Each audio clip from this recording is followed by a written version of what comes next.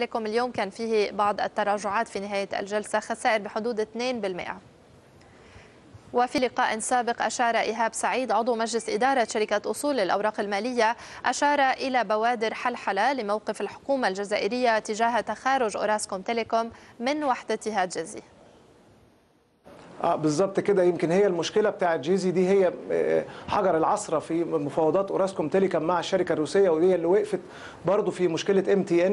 اعتقد ان تعيين خبير مالي ده بينبئ على نيه الجزائر في اتمام الصفقه، ونخلص بقى من مساله جيزي واوراسكوم تيليكوم، الموضوع اللي بقى له سنتين او سنه ونص دلوقتي احنا بنتكلم فيه. اعتقد ان دي خطوه ايجابيه، او يعني نقدر نقول بادره طيبه ان هم بداوا بالفعل يحضروا على اتمام الصفقه. بس نتمنى ان يكون السعر اللي هيقيمه المحلل اللي هم اختاروه سعر منطقي، لان على ما صدر في الفتره اللي فاتت ان كان التقييم مش منطقي بشكل كبير.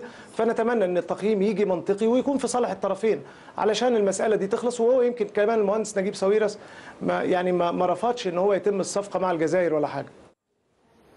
ايضا في اخبار الشركات